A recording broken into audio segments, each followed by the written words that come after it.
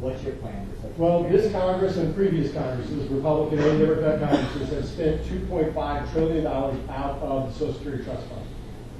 But that money's gone today, and we should have stopped that before it happened. It should have been much like a pension. You know, when business people steal money out of their pension for their employees, they go to jail. And that's what happened. They spent $2.5 trillion out of the trust fund. Now, I think what we need to do is take the politics out of Social Security, have a plan of bringing everybody together and have a commission to figure out how to deal with Social Security. I think that's the best way to do it. Frankly, today, when a Republican has an idea on Social Security, the Democrats jump on it and kill it. When a Democrat has a good idea on Social Security, the Republicans jump on it and kill it. We all face these problems together. We've got to fix it. But the one thing I think the best way to really move the ball forward on Social Security is put Congress under Social Security. Today, they're exempt from Social Security. And why should they care? That's more symbolic than anything, but I think if you do that, it moves the ball forward towards solving the Social Security problem. And then create a commission that takes the politics out of it. Yes, sir. I was wondering if you could address your experience on the campaign trail in two parts. How strong do you think anti-incumbency is this cycle? And the House leadership's pledge to America, how relevant or what kind of impact do you think that's had on your campaign or other campaigns? First, anti-incumbency, I think, is pretty strong this year. I think there is a mood to throw the bums out, and that means all bums in a lot of cases.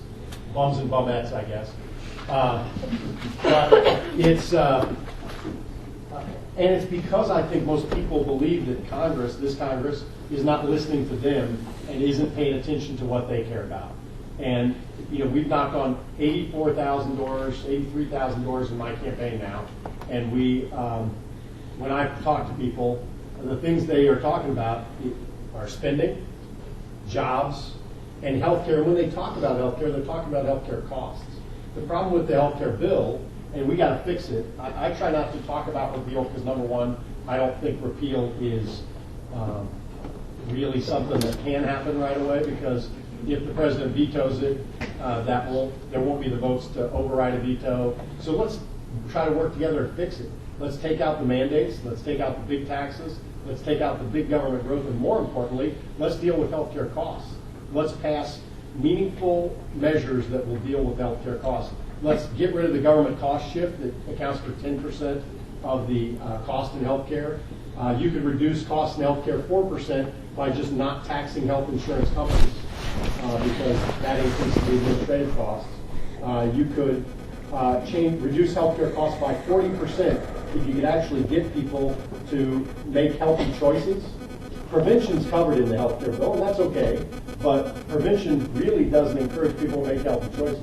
We need people to make healthy choices every day on choosing not to eat to excess, choosing not to drink to excess, their choices on things like smoking, their choices on taking their preventative drugs. If people would do those things, we could increase our healthcare costs by 40%. So we have to deal with healthcare costs, and I believe we've got to try to deal with the issues that people are really talking about, and that gets back to your first part of your question about do people are they anti-incumbent in general? The second part of your question on the pledge to America, frankly, it has not had a big impact in my district. It's really, this campaign's about jobs and it's about spending. And you can add 50 other issues, but if you're not talking about jobs and spending, then people don't want to, that's not what they want to hear about. And, I've got 25 years in the National Guard. I can talk in detail about our foreign relations and my experience in Operation Iraqi Freedom and what we need to do going forward in Afghanistan, but that's not the conversation that people want to have. So I want to, from listening to people, I want to talk about the things that they want to talk about. And that's why I talk about jobs, and that's why I talk about spending. Thanks, though. Thanks for the question. Hope I answered this question. Any other questions? Yes, sir? The biggest issue is obviously, maybe it doesn't affect as large percentage of the population, but I always hear stories of some parents say, oh, you can possibly take for a part-time job. I mean, I'd have to work 90 hours a week just to pay for an undergraduate degree. And still Let find alone a way a to go to school. law school, yeah. Is there any way, maybe by moving it back to privatizing loans, or is there anything possible? Well, one of the things we need to do is make sure that the rates on the loans reflect the marketplace. And it's interesting because if you borrow funds today, if a bank borrows funds today or the government borrows funds today, they can borrow funds for like 0.5%, right?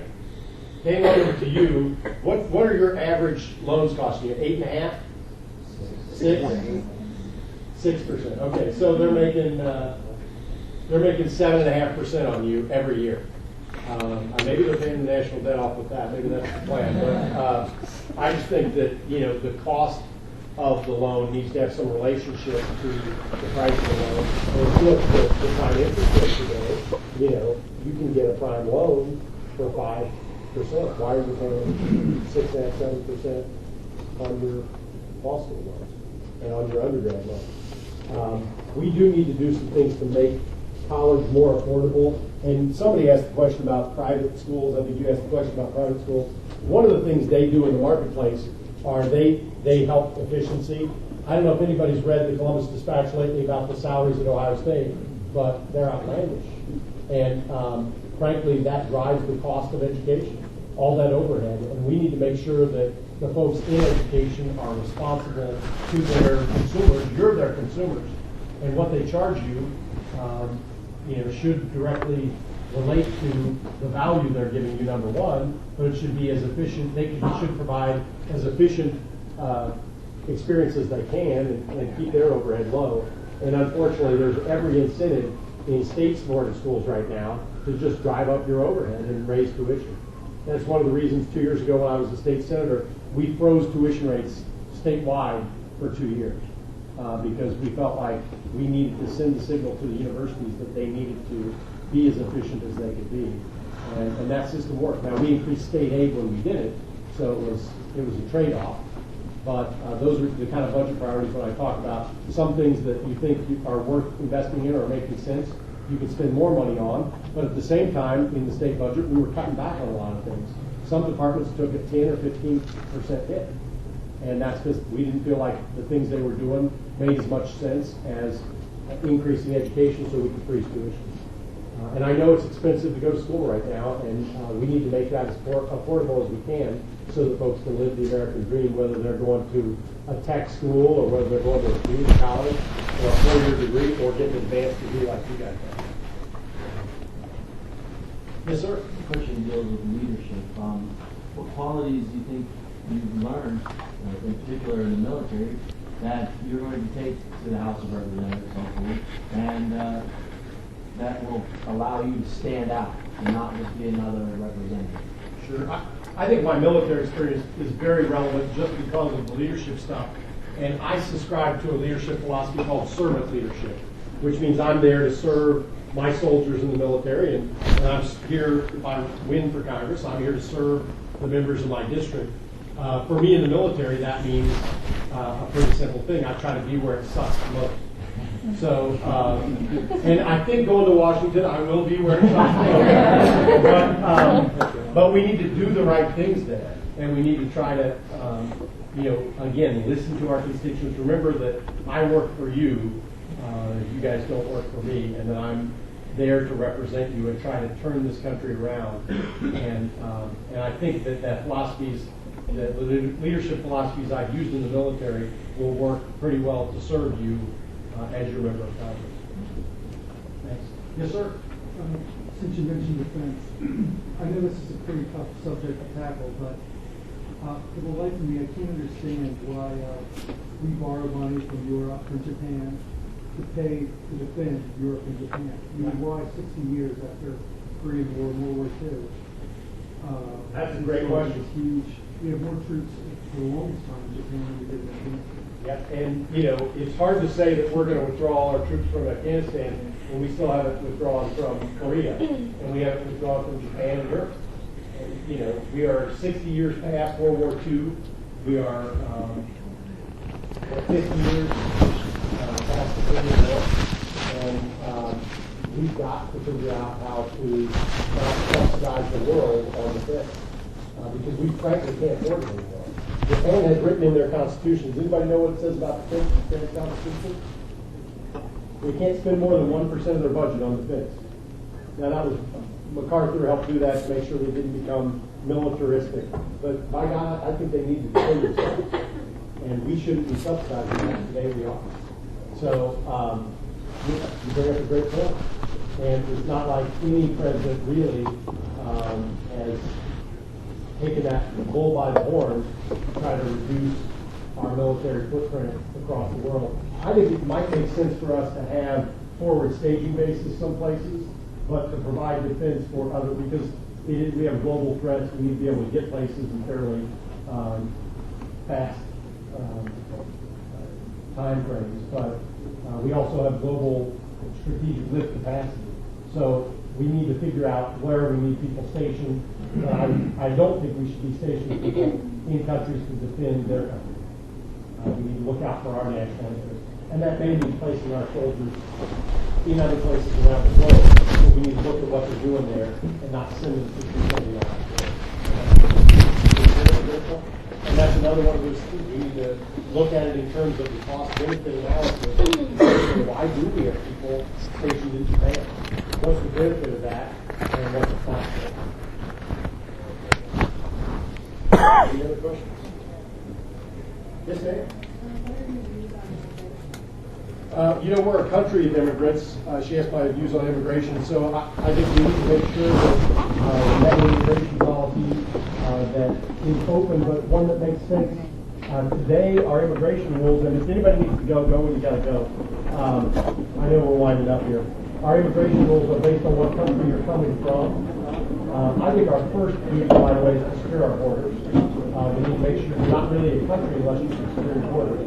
But on real meaningful immigration reform, I think what we should look at is what somebody brings to the table to help us, where our job shortages are, and what skills and benefits somebody can bring to our economy, and move those people to the front of the line. If we have a need for some skill, move those people to the front of the line, as opposed to just looking at where people are coming from. And there used to be a requirement when you came to the United States that you had a place to live, that you could get a job, and you could take care of yourself. So in the 1986 immigration reform, all of the requirements are pretty much done away with. And I think we need to bring those back, because again, you can't afford to bring people here that can't sustain themselves. You want to bring people here that are additive. And we'll always look out for political refugees, people who need political asylum and other things. But our base immigration policy should be based on how we can build a better country, a more self-sustaining country that has all the skills it needs to operate right here. So I don't think amnesty is a good idea, but I think we need to figure out how we can create a system of immigration that makes sense for our economy and our future. Anybody else? Thank you so much. I know we're probably out of time.